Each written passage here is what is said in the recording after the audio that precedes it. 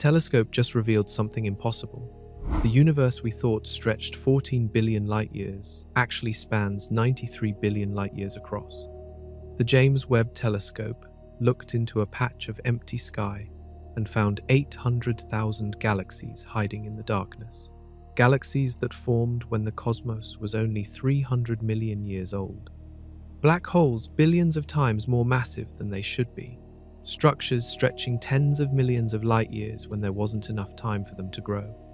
Everything we believed about the universe's size was wrong.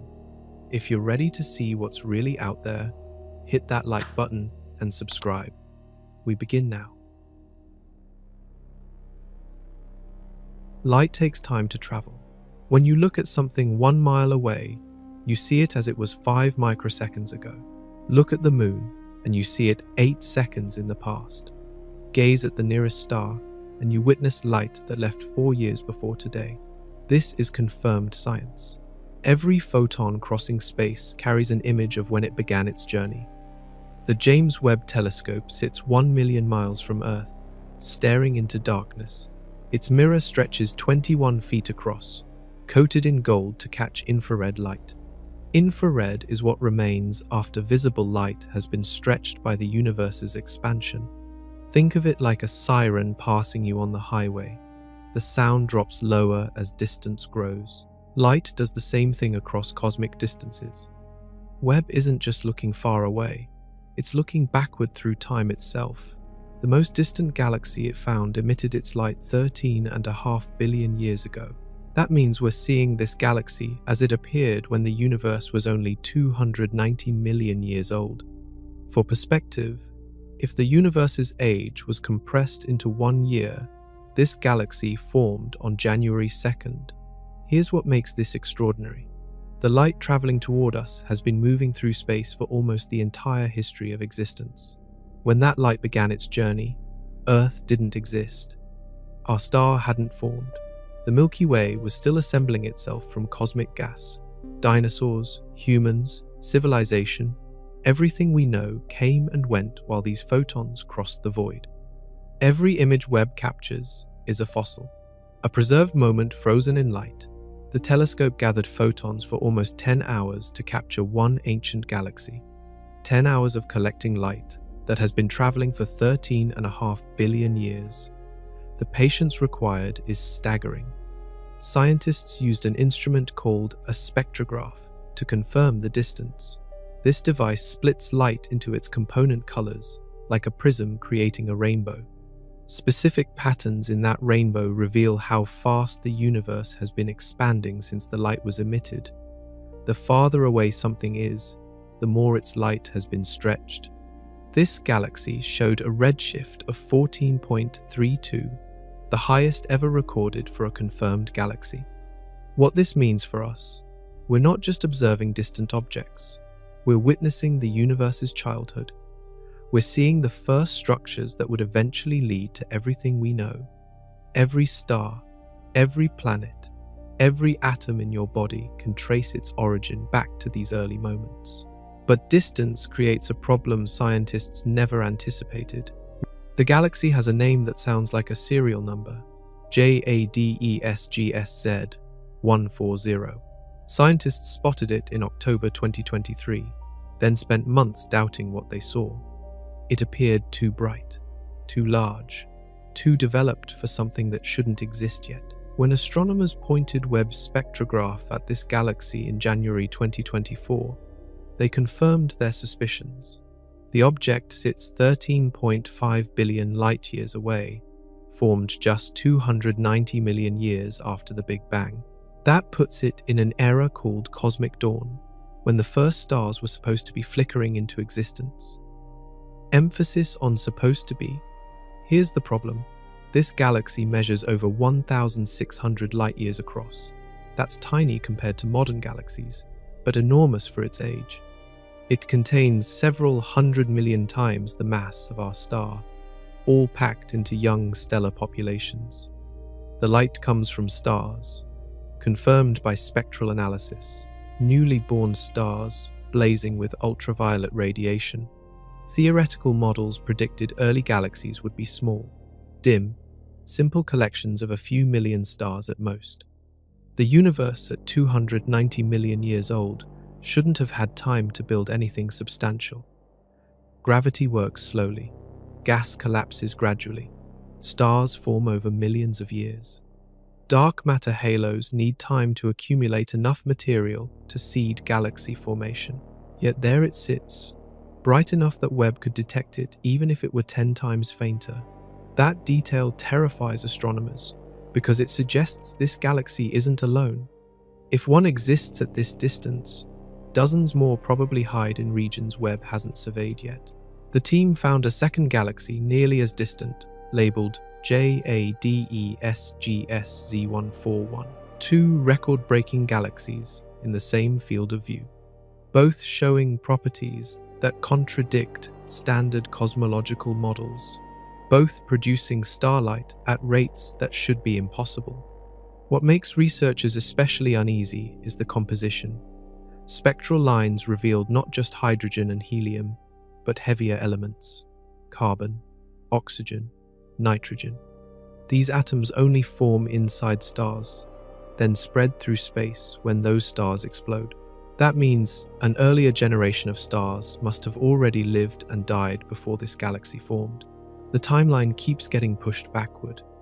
One astronomer described finding this galaxy like excavating a smartphone among ancient Roman ruins. The technology is too advanced for its era, the structure too sophisticated, the brightness too intense. This discovery forced scientists to extend humanity's view into the cosmic past by 40% during Webb's first 18 months of operation. 40% deeper into time than we'd ever seen before. The question nobody can answer: if galaxies this massive existed this early, what else are we missing? Here's where the universe stops making intuitive sense. Light travels at 186,000 miles per second. Nothing moves faster. This is confirmed by every measurement we've ever made. In 1 year, light covers about 6 trillion miles. Multiply that by the universe's age of 13.8 billion years, and you get how far light can travel since the Big Bang. The answer should be 13.8 billion light years. Simple math, except that's completely wrong. The actual edge of the observable universe sits 46.5 billion light years away in every direction. The total diameter measures 93 billion light years across.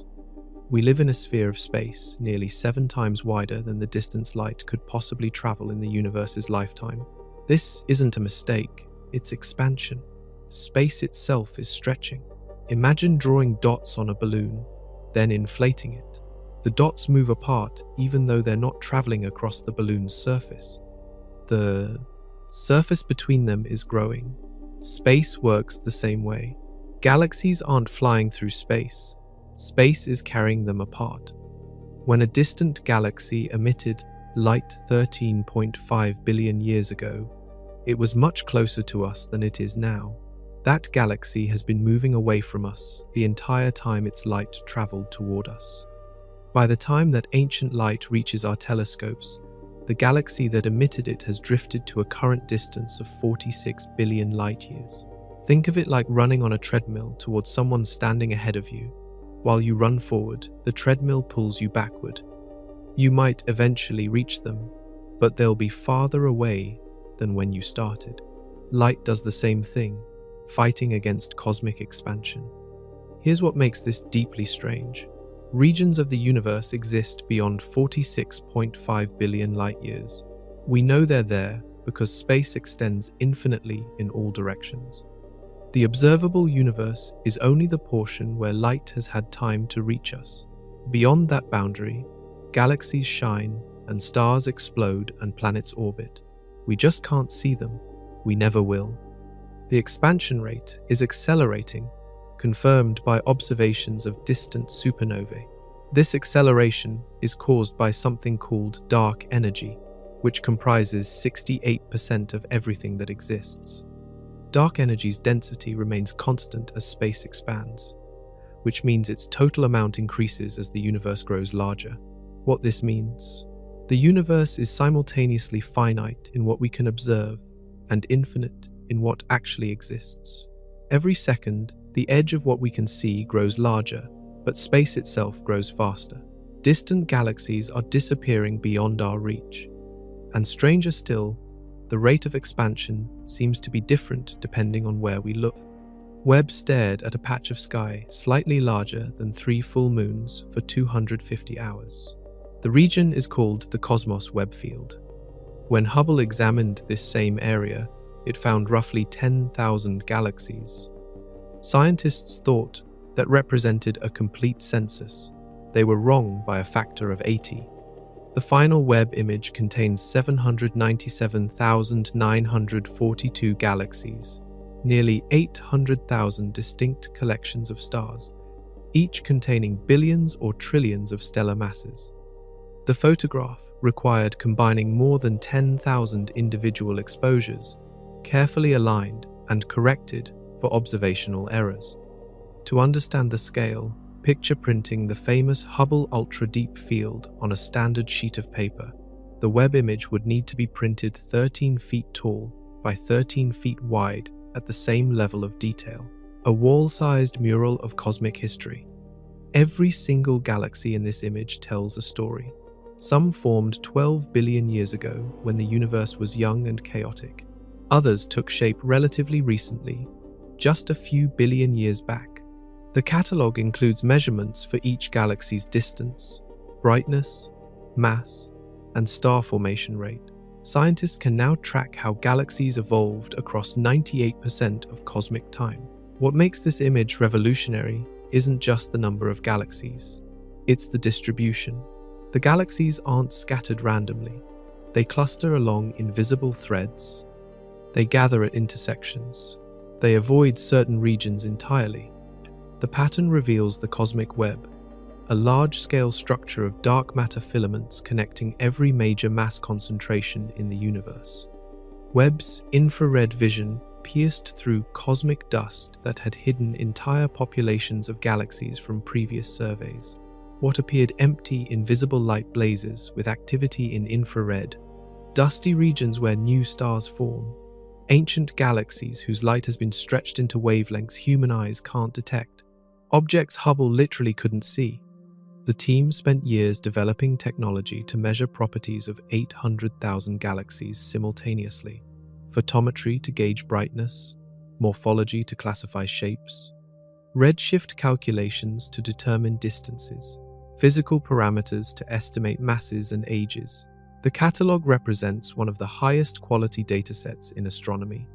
Scientists released everything to the public: the images, the measurements, the catalogue, an interactive viewer where anyone can search for specific objects or explore random patches of deep space.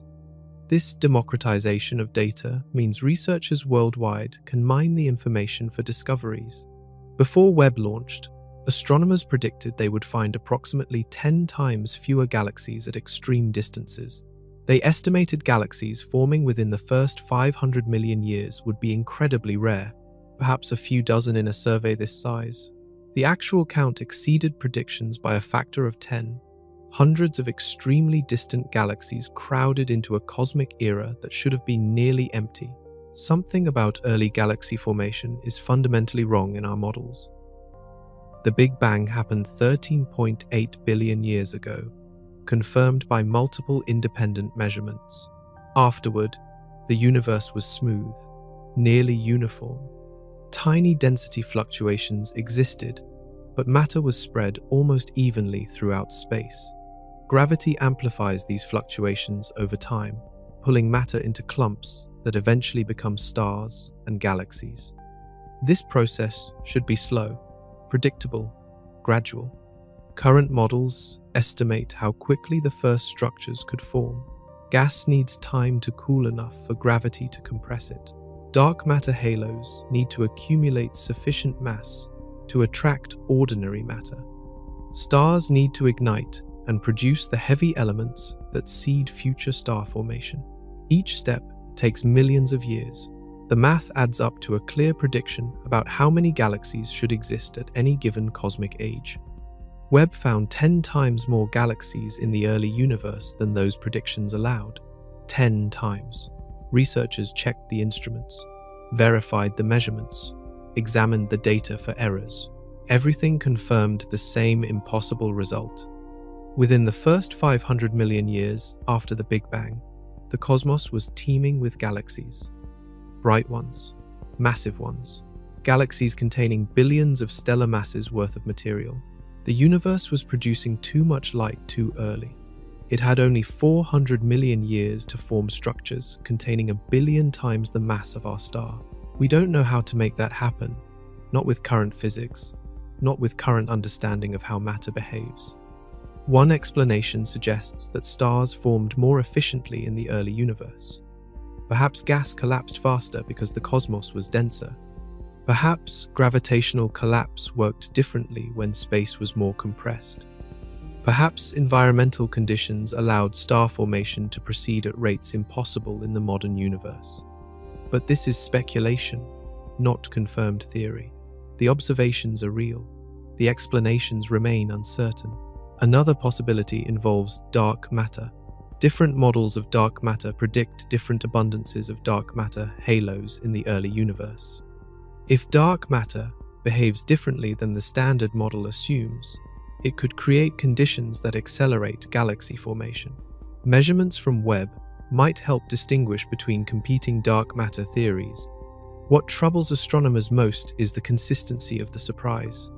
It's not one anomalous galaxy, it's hundreds, across multiple surveys, in different regions of sky, using different instruments.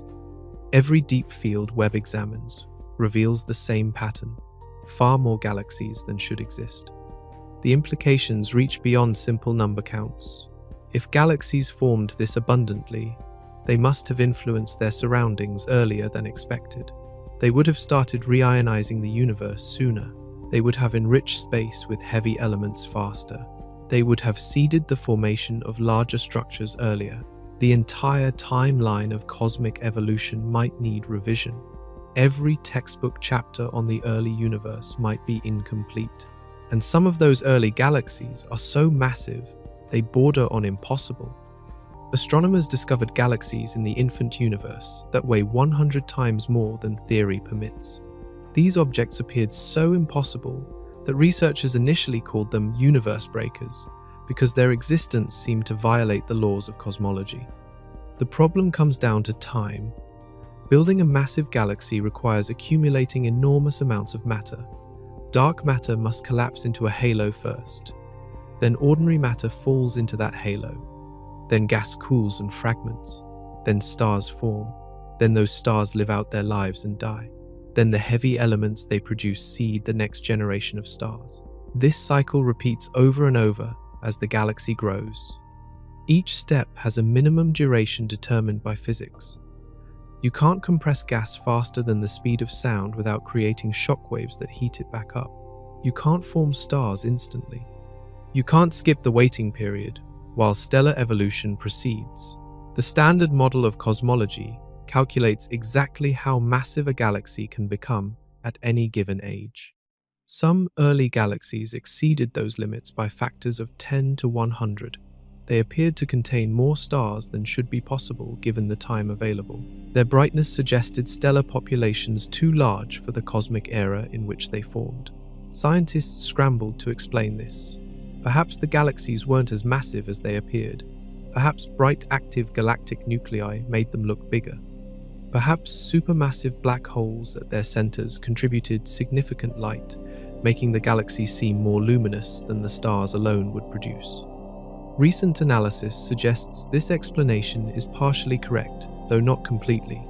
Some of the universe breakers do harbor extremely bright black holes that inflated their apparent mass. When astronomers account for black hole contributions and reanalyze the data, the galaxies shrink to more reasonable sizes. They're still massive for their age, but they no longer break the universe. However, even after corrections, roughly twice as many massive galaxies exist in the early universe as models predict. The discrepancy has narrowed from a factor of 100 to a factor of 2, but the problem hasn't disappeared. Something about early galaxy formation remains unexplained. One team compared Webb observations to Hubble's census of galaxies at similar distances. Hubble had been observing for decades, building a representative sample of what existed in various cosmic epochs. If the standard model was correct, Webb and Hubble should see similar distributions of galaxy masses. Any increase in Webb's counts should come from detecting fainter galaxies. Hubble missed. Instead, Webb found far more bright, massive galaxies than Hubble's data suggested should exist. This inconsistency points to either environmental differences in the early universe or gaps in our understanding of how efficiently matter converts into stars. The research continues. Each new observation refines the puzzle. Each measurement narrows the range of possible explanations. What remains certain is that massive structures appeared earlier than expected, and at the centers of some of these galaxies lurk monsters even more perplexing. A supermassive black hole sits at the heart of galaxy GNZ11, one of the most distant galaxies ever observed. This black hole existed when the universe was only 430 million years old. Its mass equals millions or possibly billions of times the mass of our star. That should be impossible. Black holes form when massive stars collapse at the end of their lives. A star needs to be at least 20 times more massive than our own to create a black hole when it dies. The resulting black hole typically weighs 10 to 100 times what our star weighs. From there, it can grow by consuming gas, dust, and other stars. But this process takes time, billions of years to reach supermassive status through gradual accumulation. 430 million years isn't enough time. Even if a black hole formed immediately after the Big Bang and consumed material continuously at the maximum possible rate, it couldn't grow to billions of stellar masses by this early date. The physics of matter falling into black holes imposes strict limits on growth speed. Yet there it was. Webb detected extremely dense gas surrounding the black hole, a signature of rapid accretion. The black hole was actively feeding, pulling matter inward at tremendous rates. Spectral analysis revealed patterns that only appear near supermassive black holes consuming gas. This galaxy isn't unique. Webb has discovered multiple supermassive black holes in the early universe. Some appear even more massive than expected for their cosmic age. Each discovery deepens the mystery of how these objects grew so large so quickly. Several theories attempt to explain this.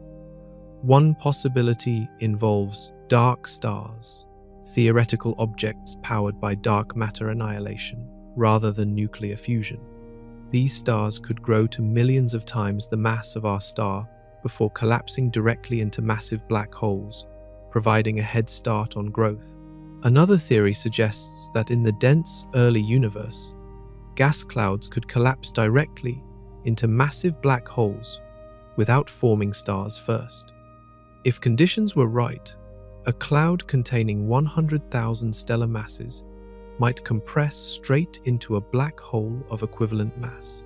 This has never been observed, but mathematical models show it's theoretically possible. A third explanation involves collisions. If smaller black holes merged frequently in the crowded early universe, they could build up mass faster than accretion alone allows. Gravitational wave detectors have confirmed that black hole mergers occur. Perhaps they happened far more often in the past. What makes these black holes especially important is their role in galaxy evolution. Black holes don't just sit passively at galactic centers. They blast out enormous amounts of energy as matter spirals inward. This radiation heats surrounding gas and can either trigger star formation or shut it down completely. Supermassive black holes help regulate how galaxies grow. Finding them so early means they influenced cosmic evolution from nearly the beginning. Their presence could explain some of the unexpected galaxy properties Webb keeps discovering. But before these black holes existed, something even stranger might have burned in the primordial darkness. Scientists detected something peculiar in the spectrum of galaxy GS 3073. The light contained an extreme imbalance of nitrogen compared to oxygen. The ratio measured 0.46, which is bizarre for any normal stellar population. Stars don't naturally produce that chemical signature. Stellar explosions don't create it either. But theoretical models predicted exactly this signature from a type of star never observed. Primordial monster stars thousands of times more massive than our own. These theoretical giants would have formed in the very early universe from clouds of pure hydrogen and helium. No heavy elements existed yet to contaminate the gas. The first generation of stars, called Population 3, consisted entirely of the lightest atoms. Without heavy elements to help cool the gas, these clouds collapsed into much more massive stars than form today. A monster star might weigh 1,000 to 10,000 times what our star weighs. It would burn incredibly hot. Its core would fuse helium into carbon at ferocious rates. The carbon would then capture additional helium nuclei through a process called the carbon-nitrogen-oxygen cycle, producing vast quantities of nitrogen. These stars would burn brilliantly for perhaps only a few million years before exhausting their fuel. When they died, they wouldn't explode like normal supernovae. They would collapse directly into massive black holes. But during their brief lives, they would spew nitrogen-rich material into space through powerful stellar winds. That material is what Webb detected in GS 3073, the chemical fingerprint of monster stars that lived and died billions of years ago. The nitrogen they produced remained in the galaxy, mixed with later generations of normal stars, creating the unusual spectrum astronomers observed. This discovery provides the first clear evidence that Population 3 monster stars actually existed. For decades, they remained purely theoretical. Mathematical models showed they should form, but nobody had ever detected their chemical signatures in real galaxies. Webb changed that. The implications reach far beyond confirming a prediction. Monster stars help solve the supermassive black hole problem. If stars this massive collapsed into black holes weighing thousands or tens of thousands of stellar masses, those black holes would have a huge head start on growth. They could reach supermassive status much faster than black holes formed from normal stars.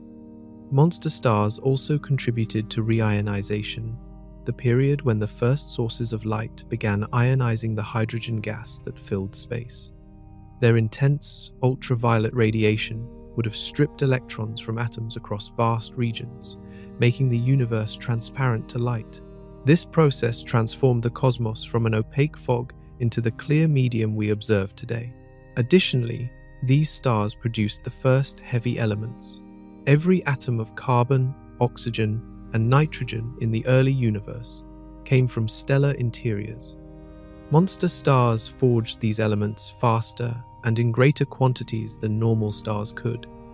They seeded the formation of subsequent star generations that could form planets and eventually life. The universe's largest stars burned at the beginning, not now. They were brief but essential architects of everything that followed. Yet even these giants were just individual objects.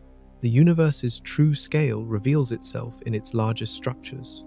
The universe isn't distributed evenly. Galaxies cluster along threads of dark matter that stretch tens of millions to hundreds of millions of light years across space. These filaments connect at massive intersections where thousands of galaxies accumulate. Between the threads lie voids, vast empty regions where almost nothing exists. This pattern is called the cosmic web. It's confirmed as the largest structure in the universe. Every major concentration of matter connects to it. Every galaxy lives somewhere on its threads. The web pervades the entire observable cosmos, integrating all gravitationally bound structures into one interconnected network. The web formed from tiny density fluctuations in the early universe. Regions that were slightly denser than average had slightly more gravity. They pulled in more matter. That increased their gravity further. The process amplified over billions of years, creating denser and denser regions connected by streams of infalling material. Think of it like water flowing downhill into valleys. The valleys represent regions of higher dark matter density. The streams represent filaments where matter flows from one concentration to another. Over cosmic time, These streams become highways of galaxies traveling along gravitational corridors. Dark matter provides the scaffolding. It comprises 85% of all matter in the universe, confirmed by gravitational effects on visible matter. Dark matter doesn't emit light or interact with electromagnetic radiation. We detect it only through its gravity. Where dark matter concentrates, normal matter follows.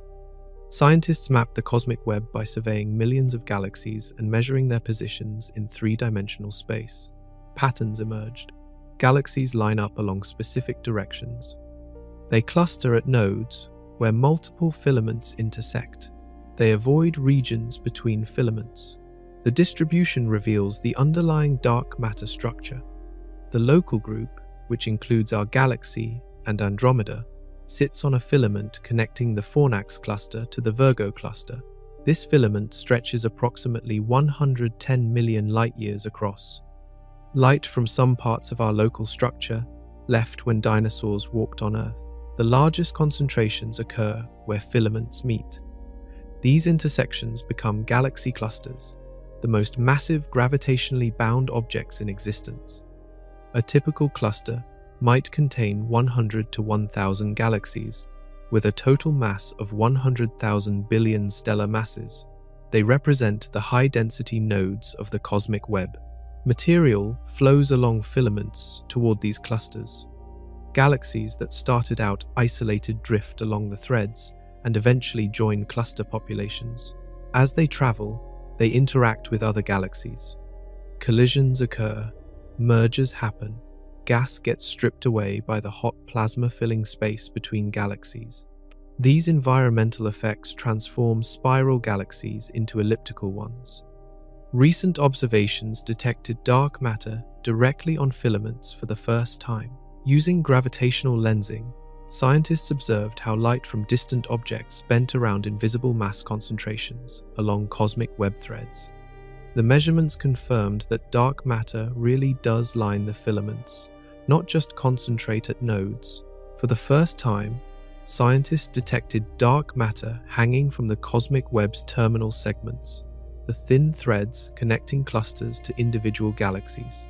This confirmed theoretical predictions about how the largest structure organizes space.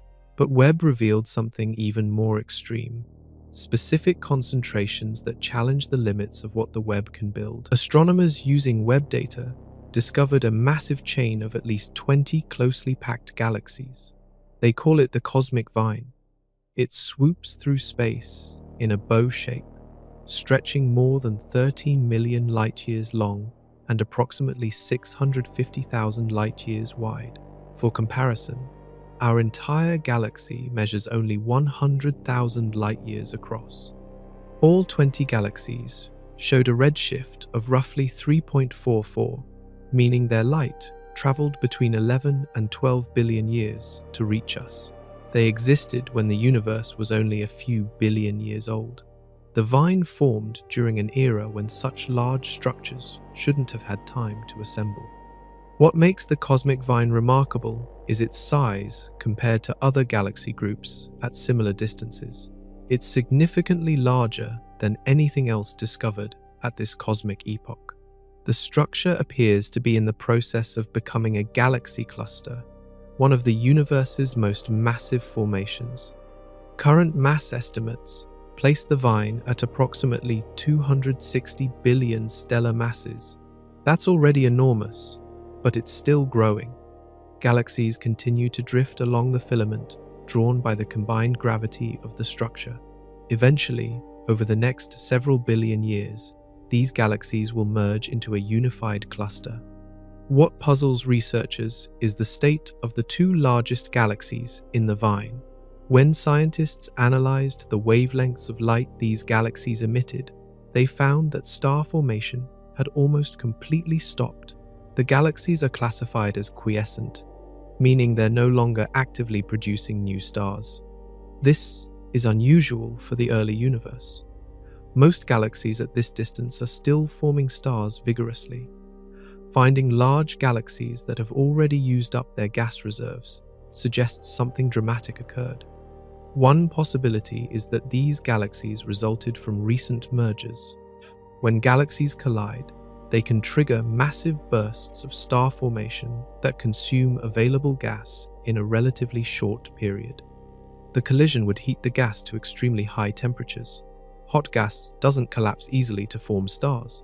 It can also be expelled from the galaxy entirely by the energy released during the merger. This would leave behind a galaxy full of existing stars but depleted of the raw material needed to build new ones. Another explanation involves the environment. Galaxies in dense structures experience different conditions than isolated galaxies. They pass through hot plasma, filling the space between galaxies. This plasma can strip away their gas through a process called ram pressure stripping. Imagine sticking your hand out of a car window at highway speeds. The air resistance pushes your hand backward. Gas in galaxies experiences similar forces when moving through the hot medium between galaxies. The cosmic vine represents just one example of unexpected large-scale structure in the early universe. Webb keeps finding massive concentrations that formed faster than models predict. Each discovery adds evidence that something about early structure formation proceeds more efficiently than standard theory allows. These enormous structures don't exist in isolation. They're part of a much larger population of galaxy groups that Webb has catalogued across cosmic time. A team of astronomers compiled the largest and deepest sample of galaxy groups ever observed. They detected 1,678 galaxy groups and protoclusters spanning from 12 billion years ago to approximately 1 billion years ago. This catalogue maps cosmic family trees from near the beginning. Each galaxy group represents a collection of galaxies held together by gravity. They're smaller than massive clusters, but larger than individual galaxies. Think of them as neighborhoods in the cosmic web, distinct communities connected by the larger structure but maintaining their own local gravitational identity. What makes this catalogue revolutionary is its depth. Previous surveys could only glimpse parts of this evolutionary sequence. They might catch groups at one cosmic epoch or another, but they couldn't trace continuous development across billions of years. Webb changed that. Its infrared sensitivity allows detection of galaxies 1 billion times fainter than what human eyes can see. The catalogue reveals how galaxy groups evolve over time. In the early universe, groups appear chaotic. Galaxies show irregular shapes. Star formation proceeds vigorously. The structures are loose, still assembling, not yet settled into stable configurations. As time progresses, the groups become more organized. Galaxies develop symmetrical shapes like spirals and ellipses. Star formation slows down, a process called quenching. The groups grow more compact as gravity pulls members closer together. Eventually, many groups merge into larger clusters. This evolution reflects broader processes shaping cosmic structure. Dark matter halos accumulate over time. Small halos merge into larger ones. Gas heats up as it falls into these halos. Supermassive black holes at galactic centers blast energy into surrounding space. All these effects combine to transform the properties of galaxies and the groups they inhabit. Scientists can now track individual galaxy populations through multiple evolutionary stages. They identify galaxies at one distance, then look for similar galaxies at other distances to see how that population changed. This creates a narrative of cosmic history, showing how different types of galaxies emerged and evolved. The catalogue also reveals environmental effects. Galaxies in dense groups behave differently than isolated field galaxies. Group members experience more frequent interactions. They collide more often. Their gas gets heated by the hot plasma filling space between them. These environmental factors accelerate evolution, transforming active star-forming galaxies into quiescent ones faster than would happen in isolation. One particularly striking finding involves the transition from chaotic to organized. The shift occurs fairly rapidly in cosmic terms, over just a few billion years. Early groups show high star formation rates and irregular morphologies. Later groups show low star formation and regular shapes. The transformation coincides with the era when dark matter accumulation shifted from rapid growth to slower consolidation. This catalogue provides observational evidence for theories about how structure forms in the universe. It confirms predictions about halo assembly. It validates models of environmental quenching. It demonstrates how the cosmic web organizes matter on the largest scales. Yet, even with nearly 1,700 groups catalogued, vast regions of space contain nothing at all. Between the filaments of the cosmic web stretch enormous empty regions called voids. These spaces contain almost no galaxies, almost no stars, almost no matter of any kind. They extend for hundreds of millions of light years in every direction, representing the largest continuous volumes of emptiness in the universe. The voids aren't completely empty. A few small galaxies drift through them, isolated and alone. Sparse filaments of dark matter thread through the edges. But compared to the dense regions where galaxy clusters form, voids contain less than 10% of the average matter density of space. Imagine standing in the middle of a void. Look in any direction and you would see darkness extending for tens of millions of light years before encountering the nearest galaxy. The void would appear as a cosmic desert, an immense region where structure formation failed to occur. Voids form through a process opposite to how clusters form. Regions that started slightly less dense than average had slightly less gravity.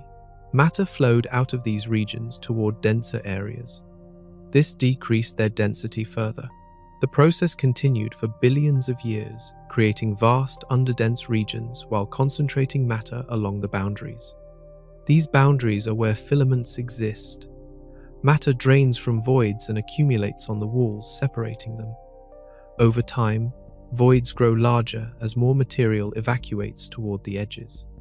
The cosmic web evolves by expanding voids and compressing filaments, creating an increasingly structured pattern.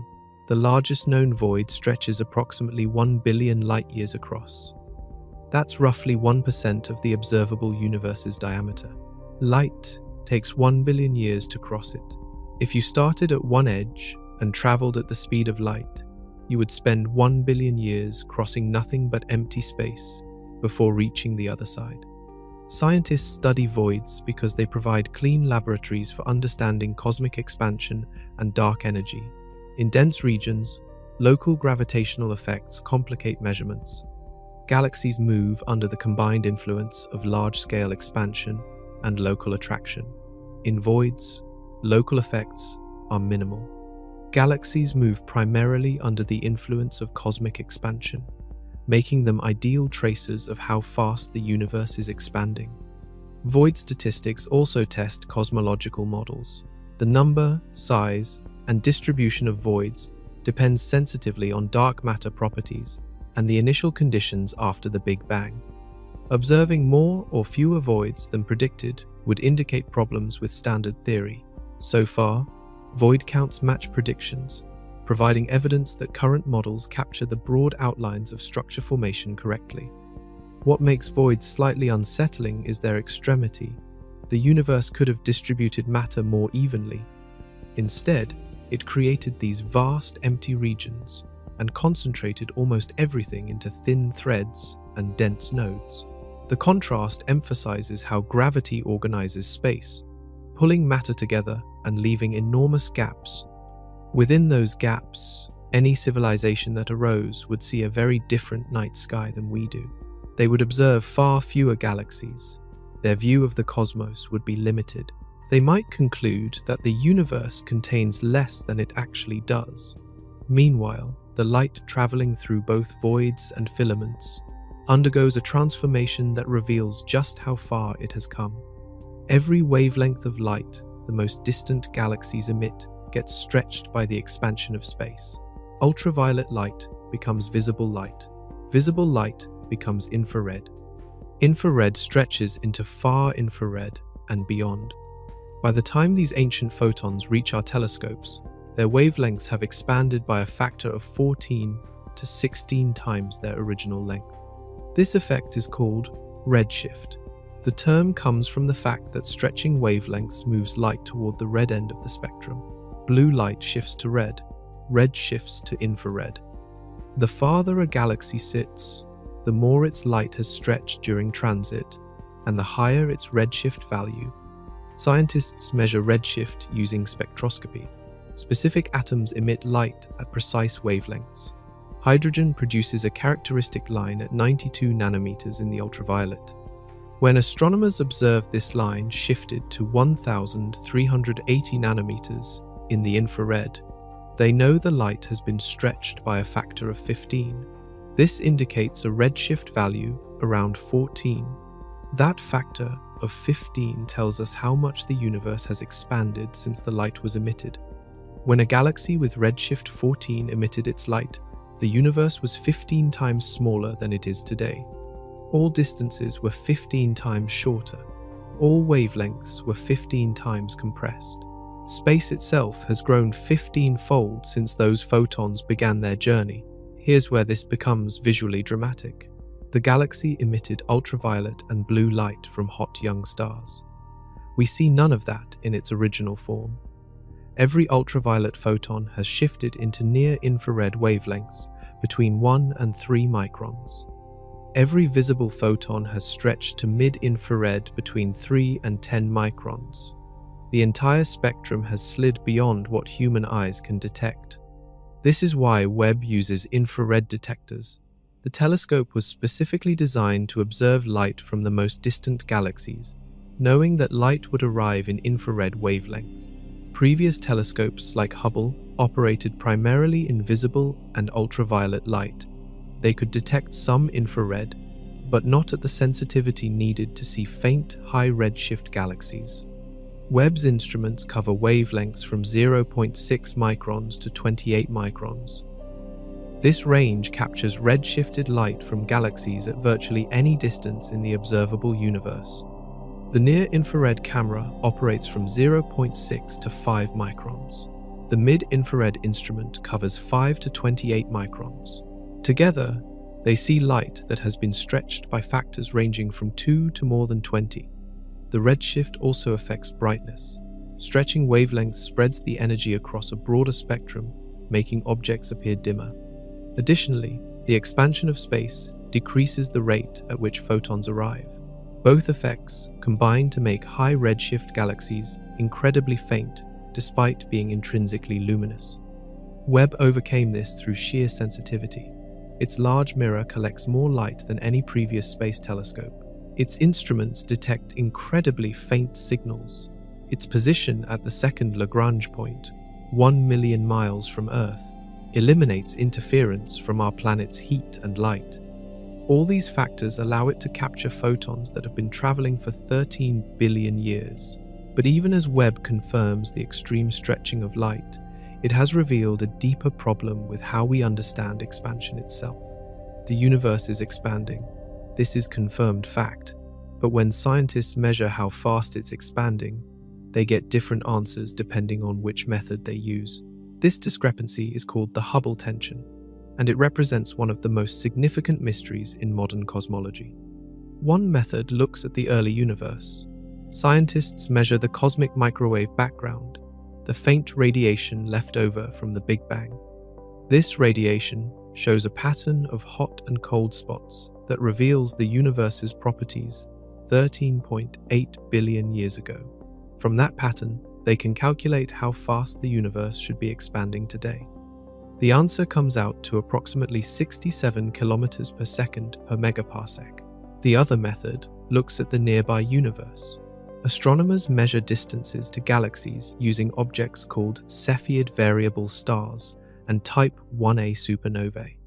Both serve as standard candles, whose intrinsic brightness is known. By comparing how bright they appear to how bright they actually are, scientists calculate their distance. Combining distance measurements with redshift measurements gives the expansion rate. This method yields approximately 73 kilometers per second per megaparsec. The gap might seem small, just 6 kilometers per second per megaparsec, but this difference is statistically significant. Both measurements have been verified repeatedly using independent datasets. The cosmic microwave background measurements come from multiple satellites and ground-based telescopes. The nearby universe measurements come from Hubble observations spanning decades. Webb has now confirmed Hubble's measurements using the largest sample of Webb data collected over its first 2 years in space. The team used 3 different methods to measure distances to galaxies that hosted supernovae. All 3 methods agreed with each other and with Hubble's earlier results. Webb's measurements ruled out the possibility that Hubble made a systematic error, so the tension remains. The early universe predicts one expansion rate, the late universe measures another. These cannot both be correct if our understanding of how the universe evolves is accurate. Several possible explanations exist. Maybe dark energy behaves differently than current models assume. Instead of remaining constant over time, perhaps its strength has changed as the universe aged. This would cause the expansion rate to differ between early and late epochs. Maybe there's some unknown physics affecting how light travels through space. Perhaps interactions with dark matter or other fields modify photon energies in ways we haven't accounted for. This could bias measurements in one direction or another. Maybe our measurements contain unrecognized errors. Perhaps some subtle systematic effect contaminates one or both methods. Scientists continuously search for such errors, but none has been found that could explain the entire discrepancy. The most intriguing possibility is that the tension reveals genuinely new physics. Perhaps the universe evolved in ways not captured by the standard model of cosmology. Perhaps additional forces or particles exist that influence cosmic expansion. Finding such new physics would revolutionize our understanding of reality at the most fundamental level. What makes this especially troubling is that the Hubble constant isn't just an academic number. It reveals how the universe has evolved over its entire history. It determines the universe's age, size, and ultimate fate. Getting it wrong means misunderstanding the cosmos at the largest scales. And speaking of large scales, scientists just confirmed the existence of something that had only been theorized for decades. Dark matter makes up 85% of all matter in the universe. It doesn't emit light. It doesn't absorb light. It doesn't interact with electromagnetic radiation at all. We know it exists only because of its gravitational effects on visible matter. Galaxies rotate too fast to be held together by the gravity of their stars alone. Galaxy clusters move in ways that require far more mass than we can see. The cosmic web wouldn't exist without dark matter providing the scaffolding.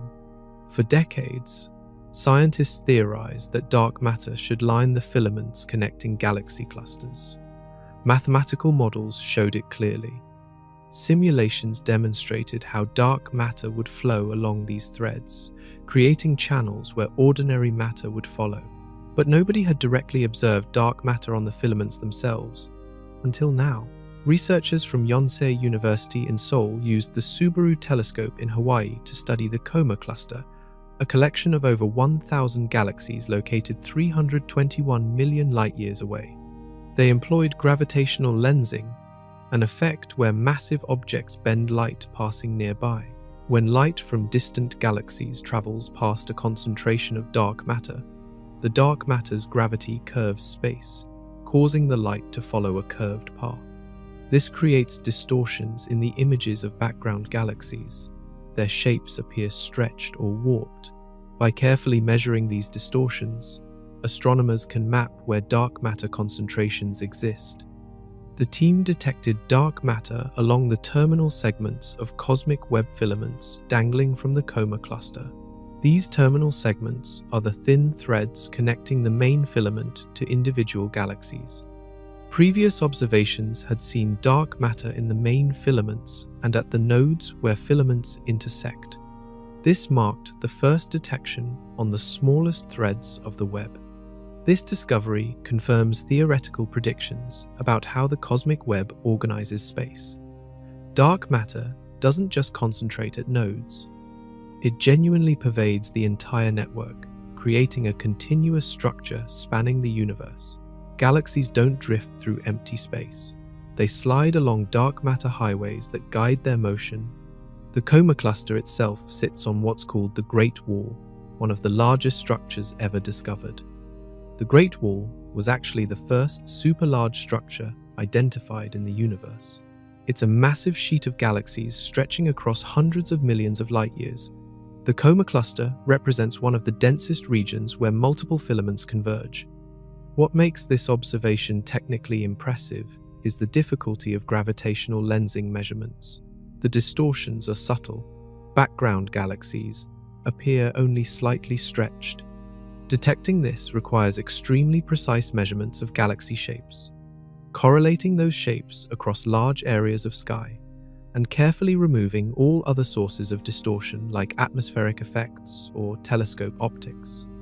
The Subaru telescope's 8.2-meter mirror and advanced instruments made these measurements possible. The team analyzed hundreds of background galaxies, looking for systematic patterns in how their shapes were warped. The pattern revealed the gravitational influence of dark matter threading through space. This finding matters because it provides direct observational evidence for the cosmic web's most basic prediction. If dark matter exists and organizes on large scales, it must line the filaments. Now, we've seen it doing exactly that. The universe's largest structure has revealed its invisible skeleton, and that structure might be far more populated than anyone imagined. For years, astronomers estimated the universe contains approximately 200 billion galaxies. This number came from Hubble surveys that counted galaxies in small patches of sky, then extrapolated to the entire observable sphere. The calculation seemed solid. Multiple independent surveys agreed. Webb has forced a revision. The galaxy density in Webb's deep fields significantly exceeds what Hubble surveys suggested. If these deep field observations are representative of the universe as a whole, the total number of galaxies could be trillions rather than hundreds of billions. Think about what this means. Every estimate of cosmic structure, every calculation about total stellar mass, every prediction about how many stars and planets exist, all of these depend on knowing how many galaxies there are. If the true count is 10 times higher than previous estimates, everything scales up accordingly. The implication for planets is staggering. Our galaxy alone contains approximately 200 billion stars. If each star has an average of one planet, that's 200 billion planets just in the Milky Way. Multiply by 200 billion galaxies, and you get 400 quintillion planets in the observable universe. But if there are actually trillions of galaxies, the number jumps to 4,000 quintillion planets or more, 4 with 21 zeros after it. The scale becomes almost incomprehensible. For every grain of sand on every beach on Earth, there might be 100 planets out there in the cosmos. The increase in galaxy counts comes from Webb's ability to see fainter objects than Hubble could detect. Many galaxies that appeared as faint smudges or weren't visible at all in Hubble images show up clearly in Webb's infrared observations. Additionally, Webb sees galaxies hidden behind cosmic dust that blocked visible light but allows infrared through. What remains uncertain is whether Webb's deep field observations truly represent average galaxy density. The telescope has observed relatively small patches of sky in extreme detail. Perhaps those patches happen to be denser than typical. Perhaps the galaxy distribution varies significantly across different regions of the observable universe. Scientists are working to answer this by conducting surveys of larger sky areas at somewhat lower depth. If those surveys show similar galaxy densities to the ultra-deep fields, it confirms the higher total count. If the density decreases in wider surveys, it suggests the deep fields overrepresent the true average. Early results favor the higher density. Multiple deep field observations in different directions show consistently high galaxy counts. This suggests the abundance is real, not a statistical fluke. The philosophical implications are profound. If trillions of galaxies exist, each containing billions or trillions of stars, each potentially hosting planets, the probability of other life existing somewhere becomes nearly certain. The cosmos is so vast, with so many opportunities for chemistry and evolution, that Earth being unique seems implausible. Yet all these trillions of galaxies exist in the observable universe alone. The total universe extends far beyond what we can see. Some models suggest it might be infinite. If so, the number of galaxies isn't trillions. It's literally infinite, an endless expanse of stars and planets and possibilities. Even in the most distant galaxies Webb has observed, something unexpected is happening with star formation. Star formation has a speed limit. Gas must cool before gravity can compress it into stars. Hot gas generates pressure that resists gravitational collapse. Only when the gas cools sufficiently does gravity win, allowing the cloud to fragment and form stellar nurseries. This cooling process takes time. In the modern universe, star formation proceeds relatively slowly. A typical molecular cloud might produce a few stellar masses worth of new stars per year. This rate reflects the balance between cooling and heating, between gravity and pressure. The process is inefficient. Most of the gas doesn't become stars. It gets blown away by stellar winds or heated by radiation. The early universe appears to have operated differently. Galaxies just a few 100 million years old show stellar populations suggesting they formed stars at rates 10 to 100 times faster than modern galaxies of equivalent mass. They converted their gas into stars with shocking efficiency. The evidence comes from measuring galaxy brightness and mass. A galaxy's brightness depends on how many stars it contains and how hot those stars burn. Young, massive stars burn extremely bright. By analyzing the spectrum of light a galaxy emits, scientists can estimate how quickly it's producing new stars. Comparing that rate to the galaxy's total mass reveals how efficiently it converts available material. Early galaxies show mass-to-light ratios, indicating they turned gas into stars much faster than current models predict.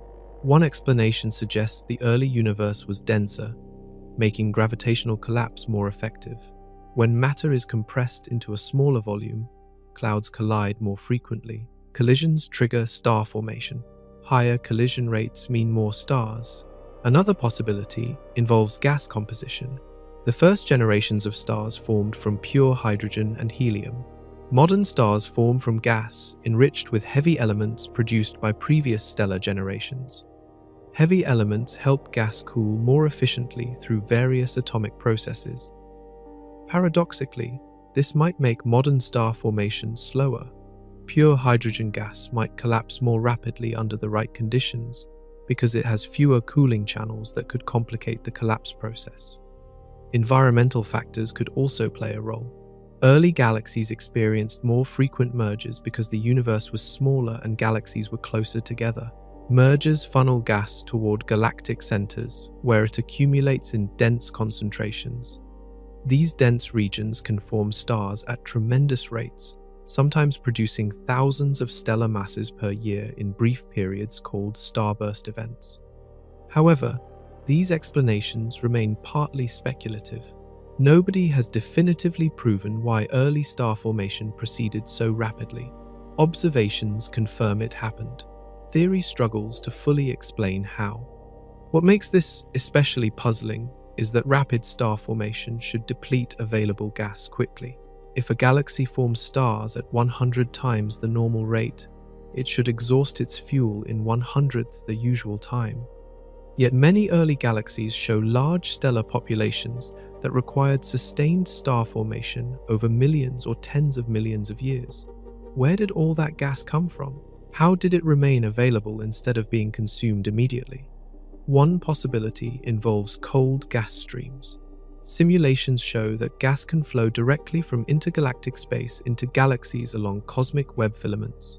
This continuous supply could fuel high star formation rates without requiring enormous initial gas reservoirs.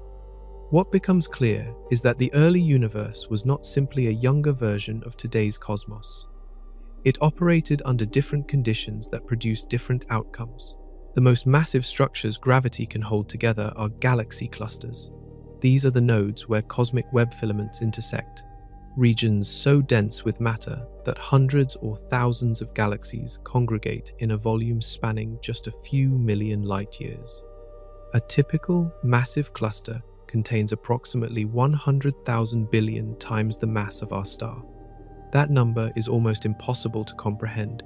100,000 billion. Written out, it's 1 followed by 14 zeros. Most of that mass isn't even in galaxies. It's spread through space as hot plasma and invisible dark matter. The Coma cluster, mentioned earlier, contains over 1,000 galaxies.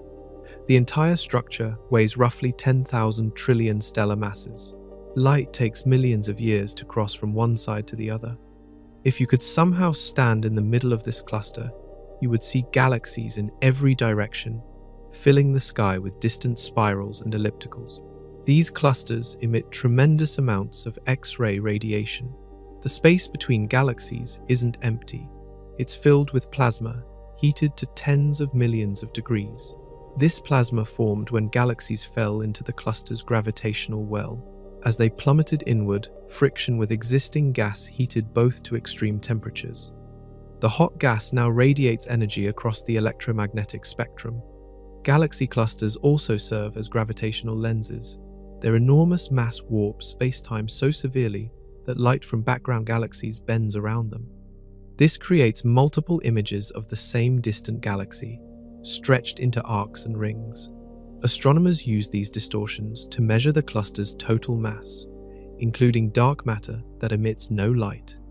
What scientists discovered is that dark matter comprises approximately 85% of a cluster's total mass. The galaxies themselves account for only a few percent. The hot plasma makes up another 10 to 15%. The rest is dark matter, detected only through its gravitational effects. These measurements confirmed that dark matter exists and dominates cosmic structure.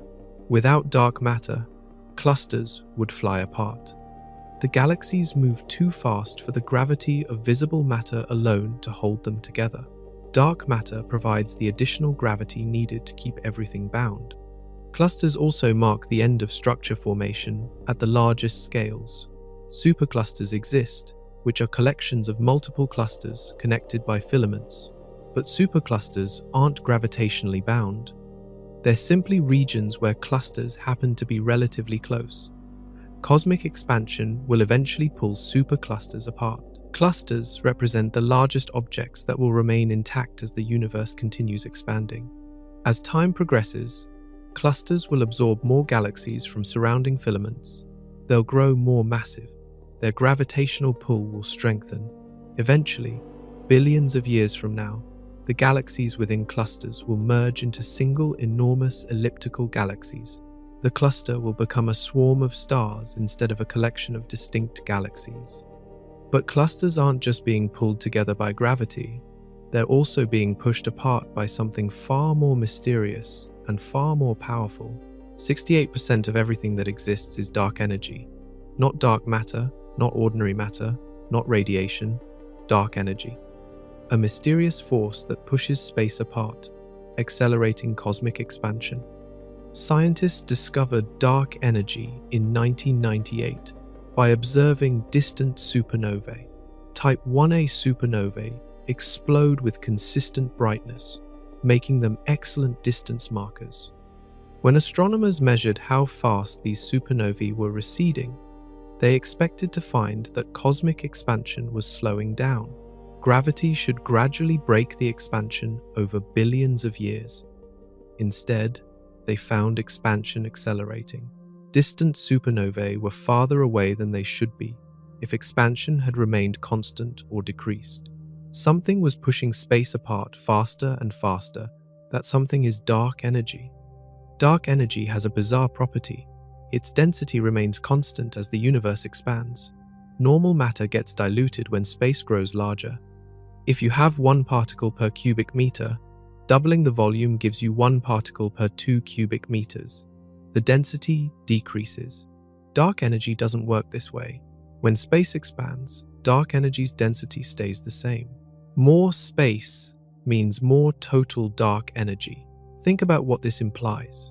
As the universe grows, matter and radiation become less influential because they spread out. Dark energy becomes more influential because its total amount increases while its density stays constant. Early in cosmic history, matter dominated. Gravity was the primary force shaping structure. About 5 billion years ago, dark energy took over. Now it dominates the universe's evolution. The observable universe spans 93 billion light years because dark energy has been pushing space apart for billions of years. Without dark energy, the universe would be smaller. Expansion would have proceeded more slowly. The farthest galaxies we can see would be closer. The cosmic horizon would be nearer. Dark energy also determines the universe's future. If dark energy's strength remains constant, cosmic expansion will continue accelerating forever.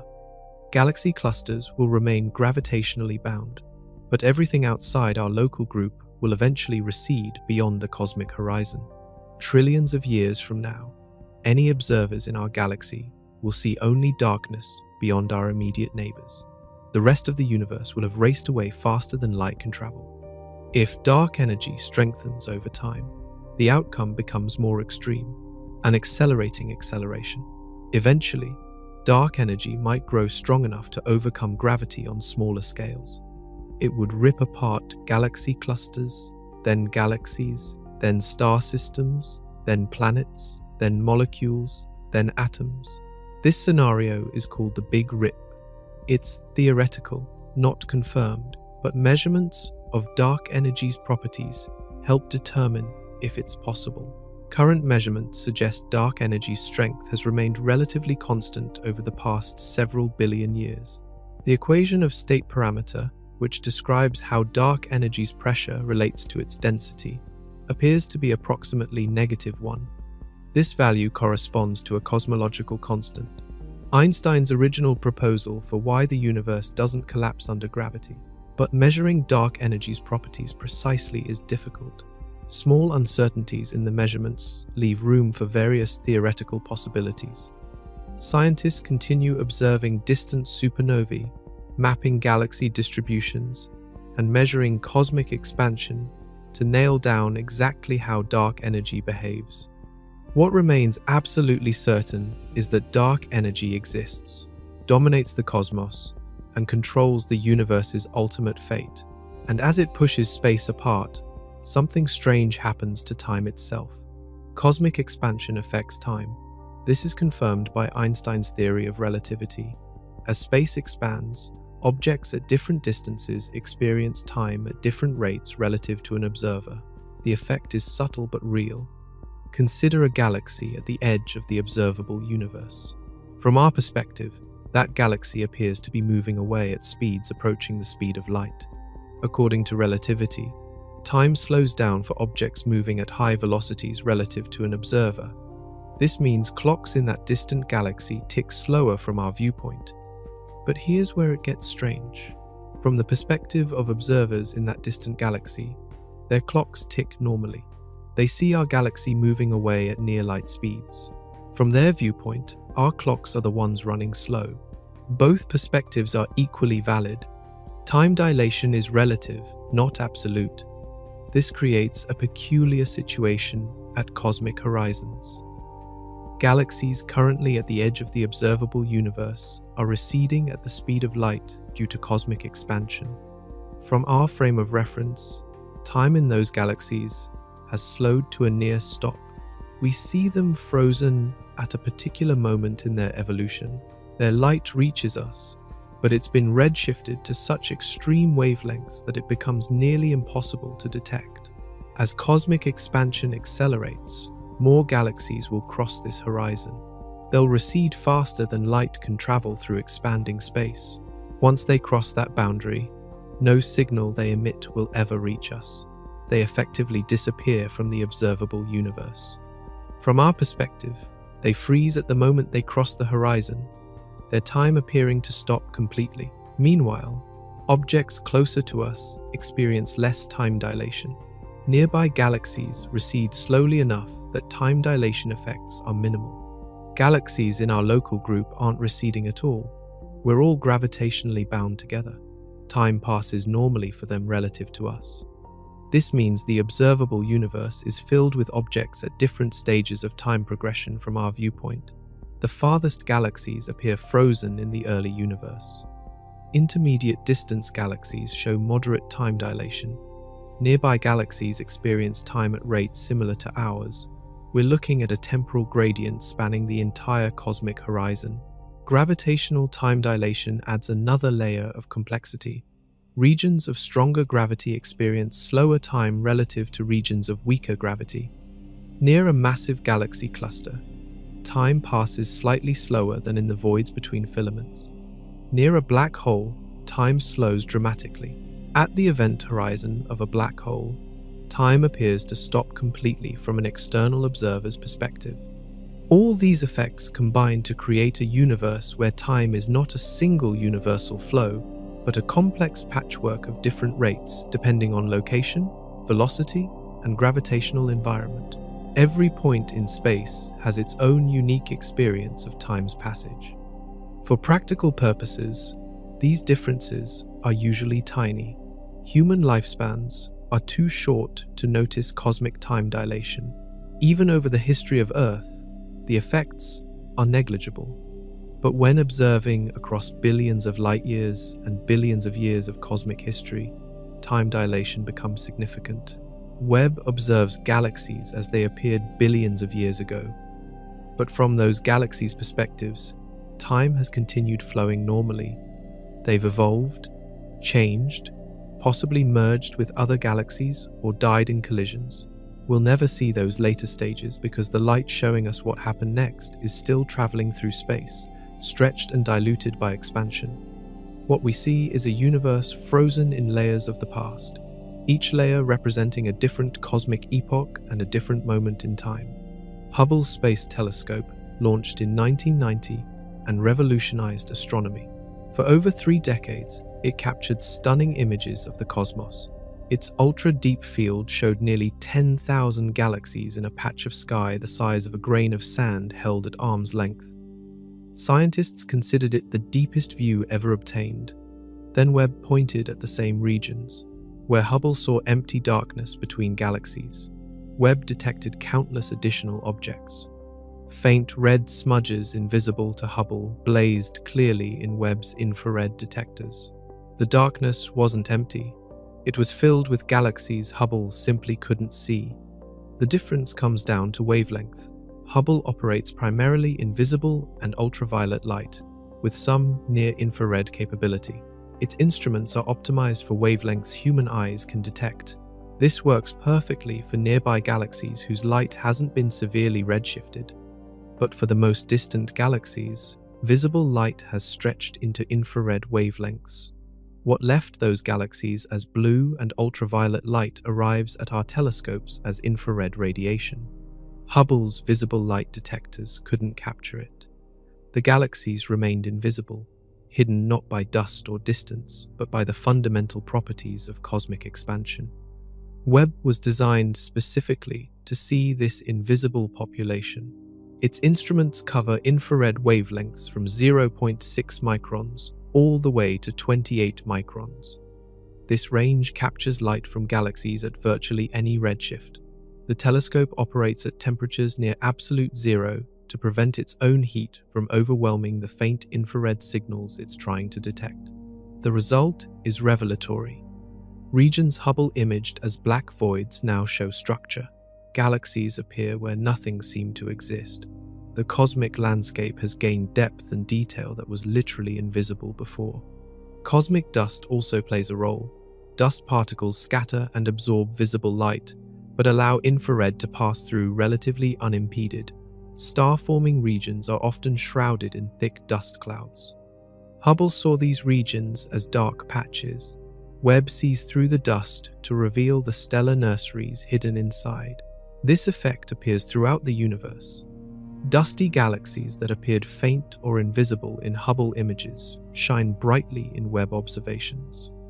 Scientists can now study star formation in environments that were previously opaque.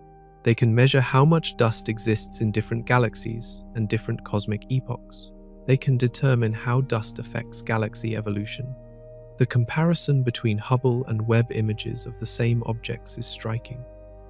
Hubble shows a relatively sparse collection of bright galaxies against black backgrounds. Webb shows those same bright galaxies plus hundreds of fainter ones filling the spaces between.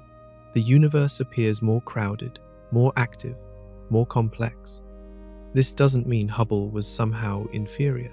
Hubble revolutionized our understanding of the cosmos. It discovered dark energy.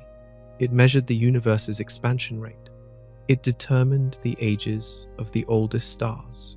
It revealed supermassive black holes at galactic centers. Its contributions are immeasurable. But Hubble looked at the universe through visible light eyes. It saw what humans would see if we could travel to deep space and look around. Webb sees infrared, a spectrum invisible to human vision but critical for understanding the cosmos. Together, Hubble and Webb provide complementary views that reveal far more than either could alone. What Webb reveals in infrared shows that our visible light view of the universe is incomplete. Vast populations of objects exist that human eyes could never detect, no matter how powerful our vision became. The universe contains more than what our biology allows us to perceive. And what Webb sees suggests the early universe was far more active than anyone expected. The standard model of cosmology makes clear predictions about the early universe. After the Big Bang, space expanded and cooled. About 380,000 years later, atoms formed. Another few 100 million years passed before the first stars ignited. Those stars gathered into the first galaxies. The process was gradual, proceeding over hundreds of millions of years. Galaxies should have been rare in the first 500 million years. Small, dim, simple structures containing relatively few stars. The universe simply hadn't had enough time to build anything elaborate. Webb's observations contradict this timeline.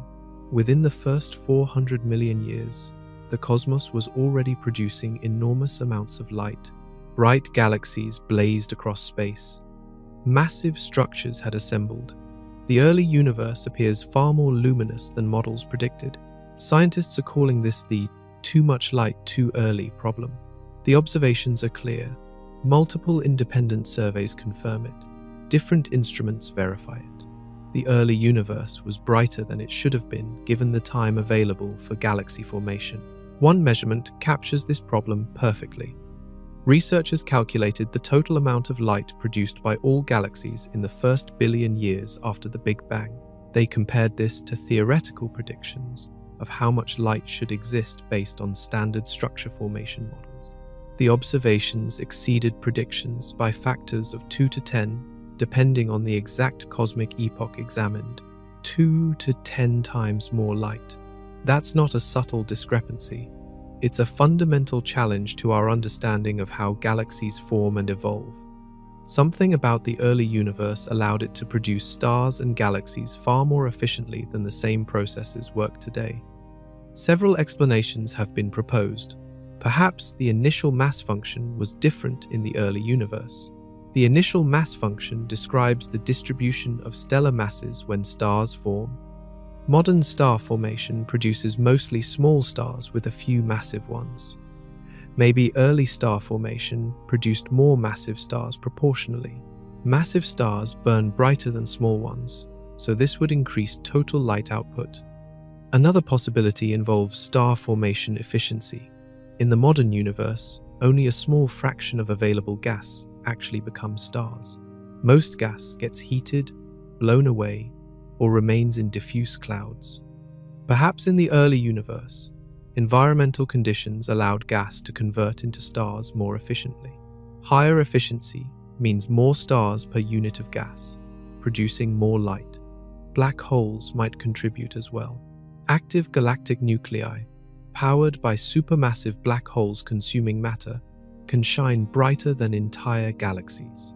If black holes were more common or more active in the early universe, they could account for some of the excess light. Recent observations support this idea, showing that many early galaxies harbor extremely bright active nuclei. What makes this problem especially frustrating for theorists is that observations keep pushing the boundary earlier. First, Webb found surprisingly bright galaxies at 600 million years, then at 500 million years, then at 400 million years, then at 300 million years. Each new discovery reveals that the universe was already producing significant light even earlier than previously observed. The standard cosmological model isn't completely broken. It accurately predicts many other observables like the cosmic microwave background, the distribution of elements, and large-scale structure.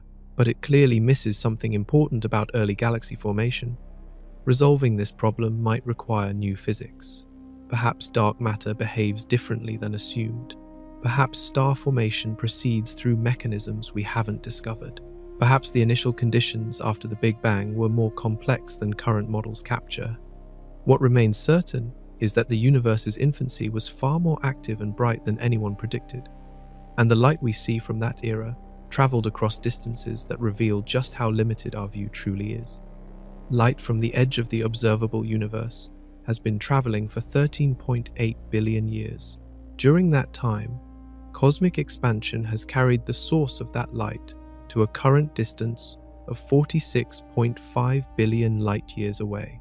This defines the cosmic horizon. Everything within 46.5 billion light-years is observable in principle. Everything beyond that boundary remains invisible. But space doesn't stop at the observable edge. The universe extends beyond our horizon. Galaxies exist out there. Stars shine, planets orbit, black holes consume matter. All of it proceeds completely unobservable from Earth. We know this because the observable universe appears roughly the same in all directions. It shows no signs of an edge or boundary. Galaxy distributions look similar whether we examine regions to our north, south, east, or west. The cosmic microwave background has nearly identical properties across the entire sky. This uniformity suggests space continues beyond what we can see. Think about what this means. The observable universe is just one sphere in an expanse that extends indefinitely. Our sphere has a radius of 46.5 billion light-years. Somewhere 47 billion light-years away, galaxies exist that we will never see. Their light hasn't had time to reach us yet. Given enough time, we might think that light would eventually arrive. But cosmic expansion prevents this. Space is expanding faster than those distant regions can send light toward us. Imagine someone running on a treadmill toward you while the treadmill speeds up continuously. If the treadmill accelerates faster than they can run, they'll never reach you despite running in your direction. Light from distant galaxies faces the same problem. Dark energy accelerates expansion. Regions currently beyond the cosmic horizon are receding faster than the speed of light through expanding space. Their light travels toward us, but the space between us grows faster than the light can cross it. The gap widens instead of narrowing. Those regions are causally disconnected from us. No signal, no particle, no information can ever traverse the expanding space separating us. This creates strange implications. Events happening right now in those distant regions will never affect us. If a civilization exists 50 billion light-years away, we will never communicate with them. Their radio signals will never reach us. Our signals will never reach them. We exist in separate, isolated pockets of space. As time passes, the situation worsens. Cosmic expansion is accelerating. Regions currently inside our observable universe will eventually cross the horizon and disappear. Galaxies we can see today will redshift until their light becomes undetectable, then fade from view entirely as they recede beyond the boundary. Scientists calculate that in approximately 150 billion years, every galaxy outside our local gravitationally bound group will have disappeared beyond the cosmic horizon. Future observers in our galaxy will see a universe containing only the Milky Way, Andromeda, and a few dozen smaller galaxies. Everything else will have vanished into darkness. They might conclude that these few galaxies represent the entire universe, unaware of the billions of galaxies that once filled the sky. We're fortunate to live in an era when the universe reveals itself. we can see 13.8 billion years of cosmic history. We can observe the early universe, track galaxy evolution, measure cosmic expansion. Future civilizations might not have this opportunity. The accelerating expansion will erase the evidence.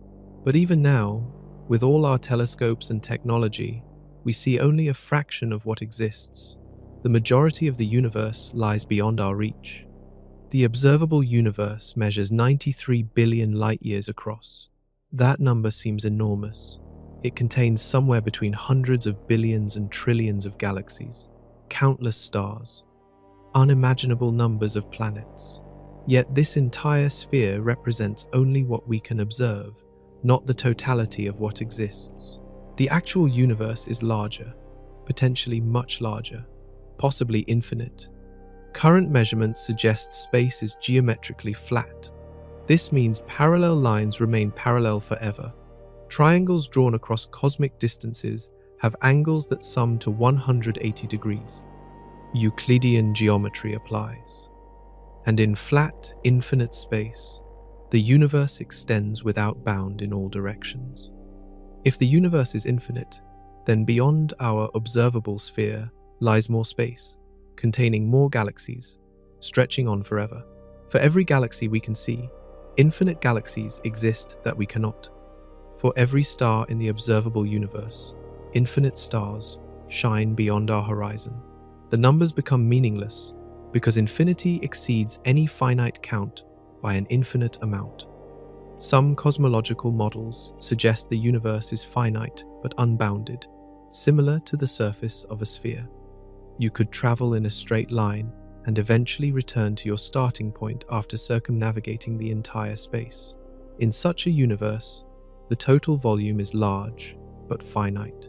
Estimates for finite universes often place the total diameter at hundreds of billions or even trillions of light-years, still vastly larger than what we observe.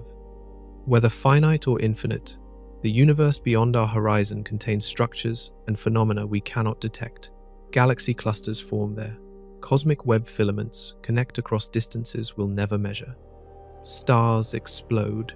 Black holes merge. Entire populations of objects exist in complete isolation from our observable region. This raises a profound question about scientific knowledge. We develop theories based on observations. We test those theories through experiment and measurement.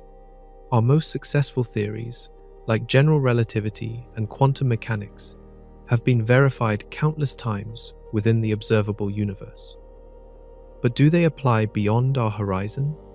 We assume physical laws are universal, but we cannot verify this assumption for regions we can never observe. Most scientists believe the universe is uniform on the largest scales. The cosmological principle states that the universe looks roughly the same everywhere when averaged over sufficiently large volumes. Our observable region appears typical, not special. If this principle holds, then regions beyond our horizon should contain similar densities of galaxies, similar structures, similar physical processes. But we cannot prove this. It's an assumption based on symmetry and simplicity, not direct observation. Perhaps regions beyond our horizon differ dramatically. Perhaps different physical constants apply there. Perhaps entirely different forms of matter and energy dominate. The multiverse hypothesis takes this idea further. Some inflationary cosmology models suggest our observable universe is one bubble in a vast foam of separate universes. Each bubble underwent its own Big Bang-like event. Each evolved independently. Different physical laws might apply in different bubbles. We exist in this particular bubble because its properties allow life to develop. Other bubbles might be sterile, lacking the right conditions for complexity to emerge. These ideas remain speculative. No observations confirm or rule out multiverse scenarios. They exist at the boundary between physics and philosophy, addressing questions that might be fundamentally unanswerable through experiment. What we know with certainty is that our observable universe does not represent all that exists. Space extends beyond what we can see. Whether that extension is finite or infinite uniform or varying, singular or multiple, remains unknown, and every location in that extended space has its own unique view of the cosmos. Stand anywhere in the universe and look around. You see a sphere of galaxies extending to your cosmic horizon. Light from those galaxies has had time to reach you since the Big Bang. Beyond that horizon, galaxies exist that you cannot observe because their light hasn't arrived yet. Now, imagine standing somewhere else. A galaxy 46 billion light-years from Earth. From that location, you would see a completely different observable sphere. Galaxies visible from Earth would lie beyond the horizon from that distant vantage point. Conversely, galaxies invisible to us would be clearly observable from there. Every location in space defines its own observable universe. The boundary of that observable region depends entirely on where you stand. What's inside one observer's horizon might be outside another's. No single perspective captures the totality of what exists. This creates strange situations. Consider two galaxies separated by 90 billion light-years. Neither can observe the other. They exist in causally disconnected regions of space. Yet both might be observable from Earth if they happen to lie in opposite directions from us. We could see both simultaneously, even though they cannot see each other. Or consider a galaxy exactly at our cosmic horizon. Light from this galaxy is just now reaching us after traveling for 13.8 billion years. But from that galaxy's perspective, Earth lies at their cosmic horizon. Our light is just reaching them. We see them in their distant past. They see us in our distant past. Neither observes the other as they currently are. This asymmetry of observation reveals something fundamental about the universe's structure. Space has no center, no privileged location. Every point can consider itself the center of its own observable sphere. The cosmic horizon surrounds every observer equally in all directions. If other civilizations exist in distant galaxies, they look at the universe and see patterns similar to what we observe. Galaxy distributions, cosmic web structure, the cosmic microwave background. But the specific galaxies they catalogue would be completely different from ours. Their deep field surveys would reveal objects we cannot see. Their most distant galaxy would be unknown to us. This raises interesting questions about communication. Suppose we detected a signal from a civilization 20 billion light-years away. We could potentially communicate with them despite the enormous distance. We send a message. 20 billion years later, it arrives. They respond. 20 billion years after that, we receive their reply. The exchange would take 40 billion years, but it's theoretically possible. However, if a civilization exists 50 billion light-years away, communication becomes impossible. They lie beyond our cosmic horizon. Our signals cannot reach them because space expands faster than light can cross the intervening distance. We are permanently isolated from each other. This limitation applies to information of all kinds. Any event occurring beyond the cosmic horizon cannot affect us causally. No particle, no photon, no gravitational wave can traverse the expanding space to deliver information about those distant events. They might as well exist in a separate universe for all the influence they have on our region. Yet from their perspective, they face identical limitations. They cannot observe us. They cannot communicate with us. They cannot be affected by events in our region. We exist in mutually exclusive observable universes. The full universe likely contains countless observable spheres, each centered on different locations, each revealing different subsets of the total cosmic population, and each observer would be justified in asking what their observations mean for their place in existence. Webb revealed a universe far larger than previous estimates suggested. Not just larger in total extent, though that too. Larger in population, more galaxies, more stars, more planets, more of everything. Trillions of galaxies instead of hundreds of billions, each containing billions or trillions of stars. Each of those stars potentially hosting planets. The numbers escalate beyond comprehension. The Milky Way seemed vast when we thought it was one among 200 billion galaxies. Now it might be one among 10 trillion or more. Earth shrinks in significance with every new discovery. We orbit an average star in an average galaxy in an average region of space. Nothing about our location appears special. We're not at any center. We're not in any unusual structure. We're a typical planet around a typical star in a typical galaxy among trillions.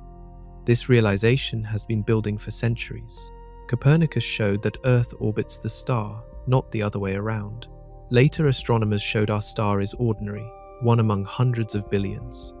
Then we learned the Milky Way is one galaxy among many. Now we learn that many means trillions, vastly more than we estimated. Each discovery displaced humanity further from any sense of cosmic importance. We are not the center of the solar system, not the center of the galaxy, not in a special galaxy, not even in an unusually large cluster. We're thoroughly average in every measurable way. Yet this displacement brings perspective. If trillions of galaxies exist, each with billions of stars and countless planets, the probability of other life existing somewhere becomes extremely high. We're probably not alone. The cosmos is too vast, with too many opportunities for chemistry and evolution, for Earth to be unique. This realization changes how we think about ourselves. We're one outcome among potentially billions or trillions of instances where matter organized into living systems. Our particular history, our specific biology, our individual civilizations might be unique, but life in general, intelligence in general, probably appears throughout the universe. We can never know for certain. Most of those potential civilizations lie beyond the cosmic horizon. We cannot communicate with them. We cannot observe them. They cannot observe us. We exist in isolation despite being part of a potentially populous cosmos. For the civilizations within our observable universe, detection remains incredibly difficult. Space is vast. Distances are enormous. Signals attenuate to undetectable levels across thousands or millions of light years. The universe could be teeming with civilizations, all trying to communicate, all failing to bridge the vast gulfs between stars. Webb reminds us of these gulfs. Every deep field image shows thousands of galaxies, each separated by millions or billions of light years. Each galaxy contains billions of potential homes for life. Yet the distances render them unreachable. We can see them, we can study them, we cannot visit them or communicate with anyone who might live there. What we can do is appreciate the scale, understand our place within it, recognize that we're part of something vastly larger than ourselves. The universe is 93 billion light years across in what we can observe. Beyond that, it extends farther, possibly infinitely. We occupy one planet circling one star in one galaxy among trillions. That's not insignificant. That's our home, our origin, our context. Webb has revealed just how large that context truly is. The universe is bigger, more complex, and more magnificent than we ever imagined. And we're privileged to live in an era when we can look out and see it, understand it, and marvel at our tiny but precious place within it. At the centers of some galaxies burns a light source so intense it outshines every star in that galaxy combined. These objects are called quasars. They represent the brightest continuously shining objects in the universe. A single quasar can emit more light than 1 trillion stars like our own. Quasars are powered by supermassive black holes consuming matter. As gas spirals inward toward the black hole, friction heats it to millions of degrees. This superheated material radiates across the entire electromagnetic spectrum.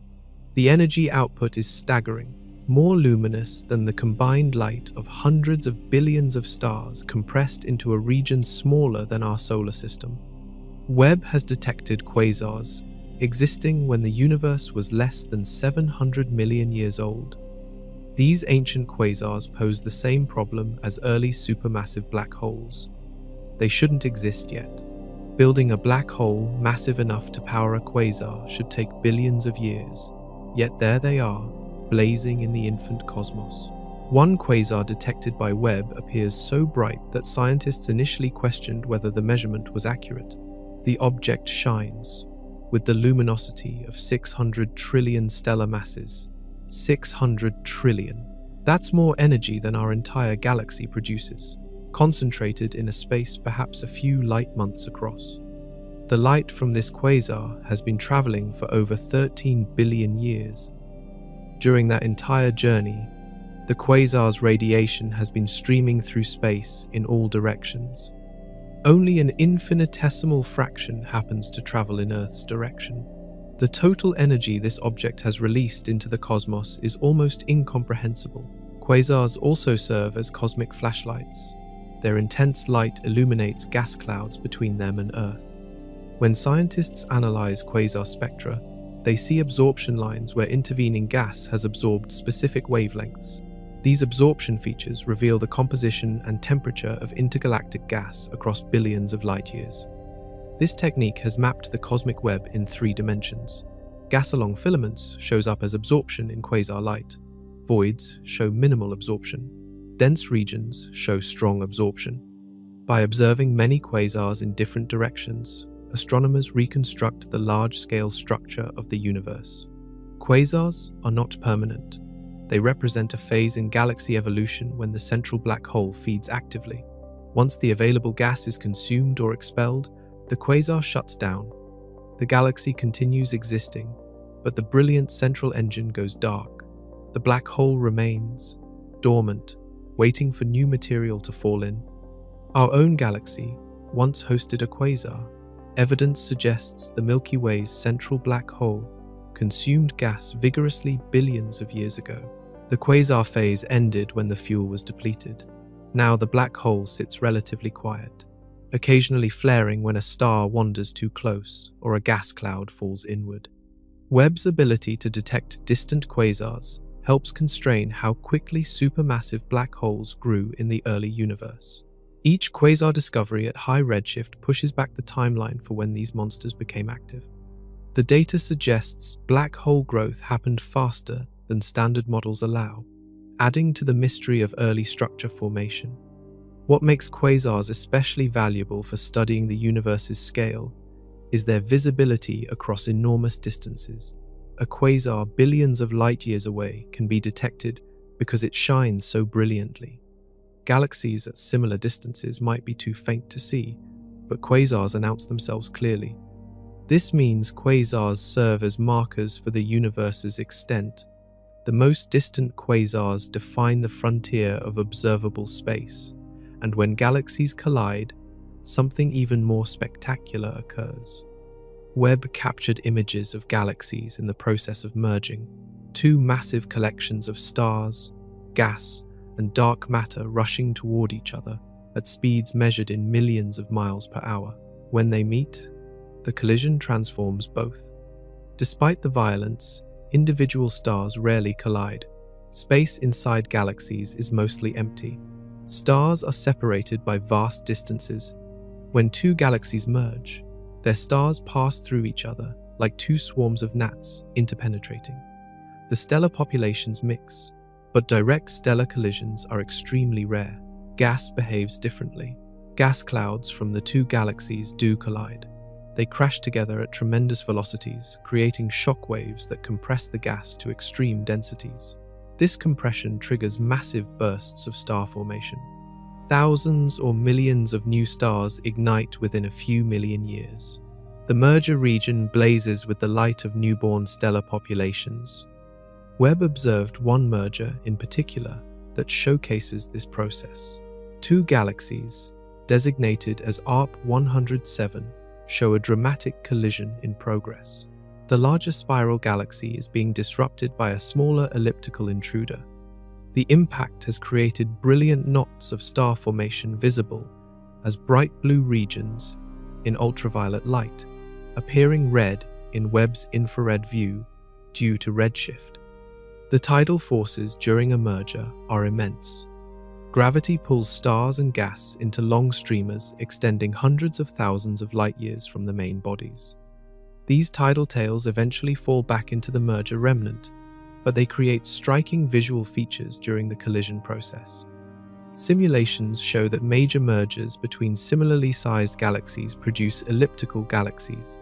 The ordered structure of spiral arms gets destroyed. Stars end up on random elliptical orbits around the merged center.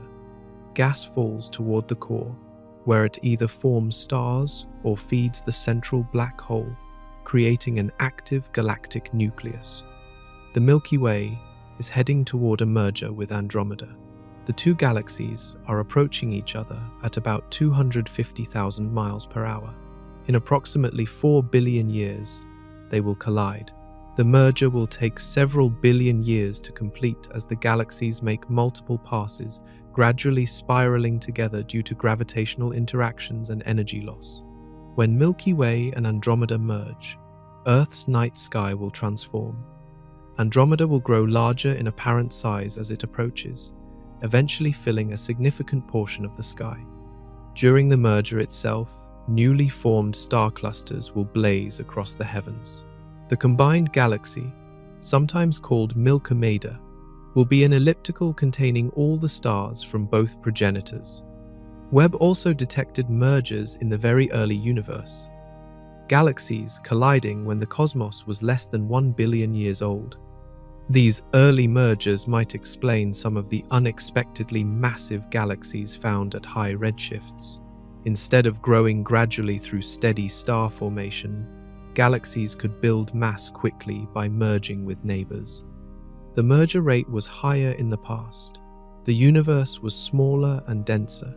Galaxies were closer together. Collisions happened more frequently. As cosmic expansion continues, galaxies separate. The merger rate declines. In the far future, galaxy mergers will become increasingly rare as dark energy pushes galaxy groups farther apart. Every major elliptical galaxy likely resulted from at least one major merger in its past. The smooth, featureless appearance of ellipticals reflects their violent origin. The chaos of collision erased any organized structure, leaving behind a gravitationally relaxed system where stars orbit on random paths. Mergers also affect star formation in unexpected ways. Sometimes they trigger bursts, but sometimes they shut down star formation entirely by heating gas to temperatures too high for collapse. Webb captured one of the most striking examples of gravitational lensing ever photographed. A perfect ring of light surrounding a massive foreground galaxy. This phenomenon is called an Einstein ring, predicted by Einstein's theory of general relativity decades before anyone observed one. Gravity bends space. Massive objects create curves in the fabric of space-time. When light travels past a massive object, it follows these curves. From our perspective, the light's path appears bent. The effect is called gravitational lensing because massive objects act like lenses, focusing and distorting light from background sources. When the alignment is perfect, extraordinary things happen. If a distant galaxy, a massive foreground galaxy, and Earth line up precisely, the background galaxy's light gets bent into a ring shape around the foreground object. Every photon from the background galaxy that passes on one side of the foreground mass gets deflected toward us. The same happens on the other side. The result is light arriving from all directions around the lensing galaxy. The ring isn't actually circular, it's a sphere. We see it as a circle because we're looking at a three-dimensional effect projected onto our two-dimensional field of view. If you could move above or below the alignment, you would see the ring at an angle, appearing elliptical. Einstein rings are rare. They require nearly perfect alignment between three objects separated by billions of light years. Most lensing events create arcs or multiple images instead of complete rings. When a ring does form, it provides powerful scientific opportunities. Scientists use Einstein rings to measure the mass of the lensing galaxy. The degree of bending depends on how much mass causes the deflection. By analyzing the ring's radius and the known distance to the background galaxy, astronomers calculate the total mass of the foreground object, including dark matter. These measurements reveal that dark matter extends far beyond visible galaxy boundaries. The Einstein ring's size indicates how far dark matter halos reach into space. Typical results show dark matter distributed in a roughly spherical halo surrounding the luminous galaxy, with mass concentrated toward the center and declining gradually outward. One Einstein ring captured by Webb shows a galaxy that existed 13 billion years ago, lensed by a foreground galaxy only 4 billion light-years away. The background galaxy appears magnified and brightened by the lensing effect. Instead of appearing as a faint smudge too dim for detailed study, it shows up as a bright ring where scientists can analyze spectral features and measure star formation rates. This magnification effect turns massive galaxies into natural telescopes. They boost the light from objects behind them, making those distant galaxies easier to study. Without lensing, many high redshift galaxies would be too faint for Webb to observe in detail. Lensing brings them into view. Galaxy clusters create even more dramatic lensing. The combined mass of hundreds or thousands of galaxies, plus hot plasma, plus dark matter, creates strong gravitational fields. Background galaxies get stretched into long arcs. Some appear multiple times as light takes different paths around the cluster. The resulting images look bizarre, with galaxies warped into crescents and elongated streaks. Webb used this effect deliberately. Scientists pointed the telescope at known massive clusters, knowing that the clusters would magnify background galaxies. This strategy revealed some of the faintest and most distant galaxies ever detected. Objects that would be invisible without lensing became observable through the cluster's natural magnification. The most extreme lensing can magnify background objects by factors of 10 to 100. This turns the study of very distant galaxies from impossible to feasible, and what scientists see when galaxies enter dense environments reveals dramatic transformations. When a galaxy falls into a massive cluster, it doesn't gently settle into orbit. It plunges through the cluster at speeds reaching millions of miles per hour. During this passage, the galaxy encounters a hostile environment that tears away its gas. The space between galaxies in a cluster isn't empty. It's filled with extremely hot plasma heated to tens of millions of degrees. This intergalactic medium is thin by Earth standards, but substantial on cosmic scales. When a galaxy moves through it at high velocity, the galaxy experiences resistance similar to a car driving through water. This resistance is called ram pressure. Imagine sticking your hand out of a moving car window. Air pushes against your hand even though you're moving through the air rather than air moving past you. Gas in galaxies experiences the same force when the galaxy moves through the hot cluster plasma. The ram pressure strips gas from the galaxy. Observations show long tails of gas streaming behind galaxies as they plunge through clusters.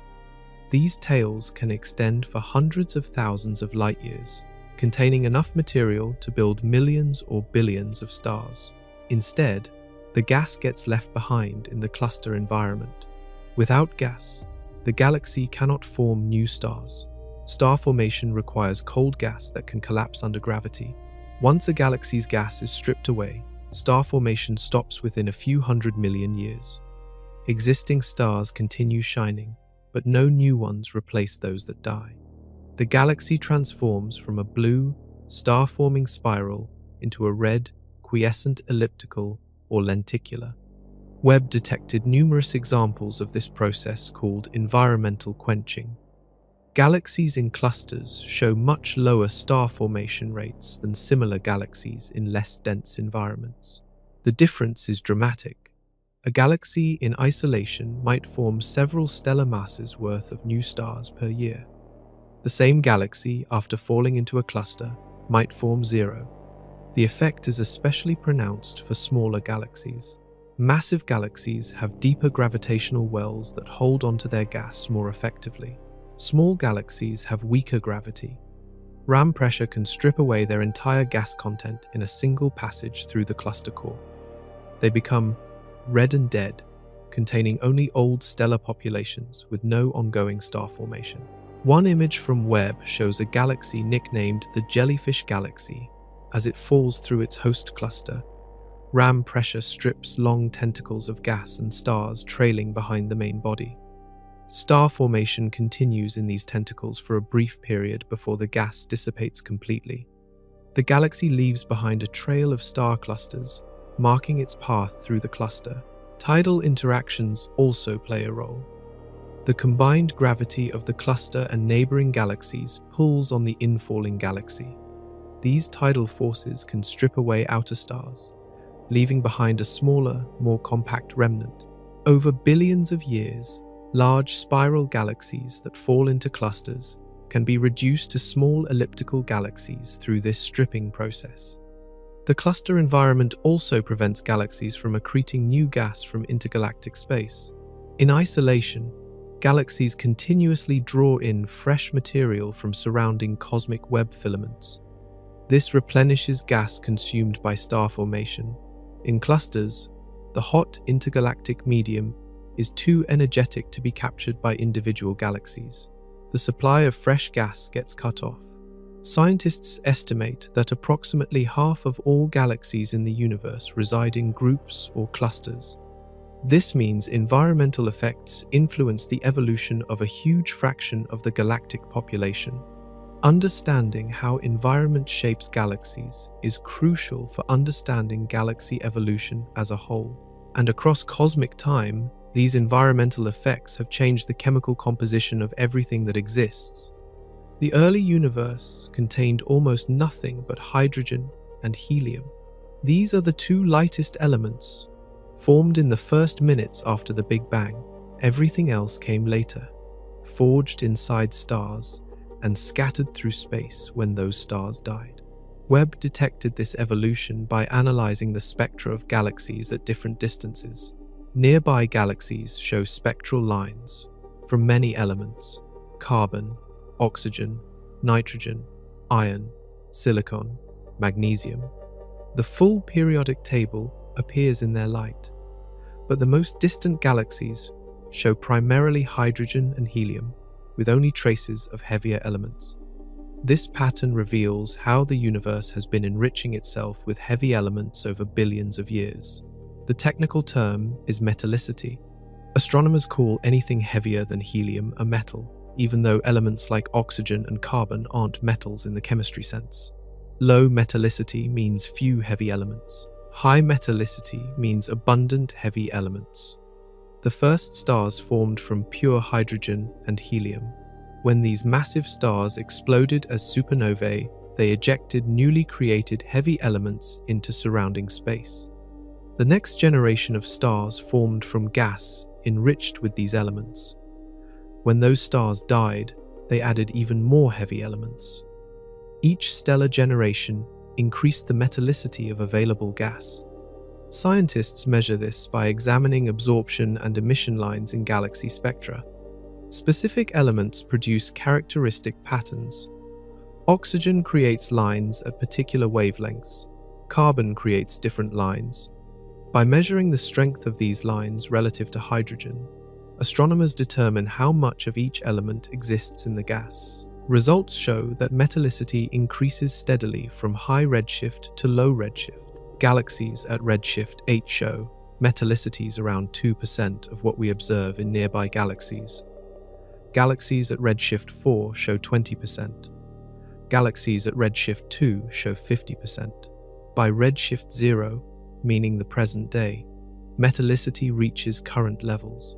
This enrichment is crucial for planet formation and life. Planets require heavy elements.